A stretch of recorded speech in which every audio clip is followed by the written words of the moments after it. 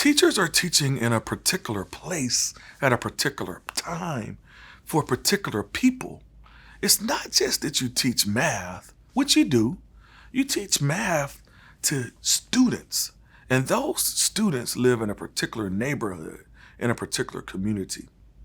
Being context-centered means understanding the students, the families, and communities where we do the work of teaching. It involves really thinking about what the work means in an urban school context and how that might look qualitatively different than in an environment that's, let's say, rural. To understand that I'm working in a rural community, I've got to understand the history of that place. I've got to work with the community to deeply understand not only what I read in the newspapers, but to understand the forces that have shaped that community, its sense of self, and its current battles of successes.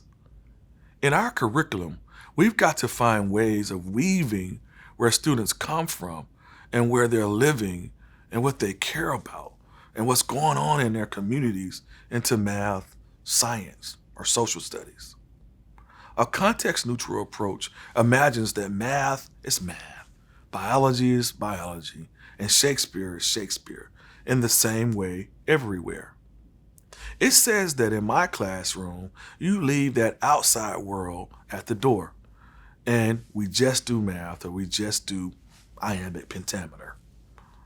And there are certainly times when it's appropriate for our classroom communities to swaddle ourselves in the content and to let learning take us to new places.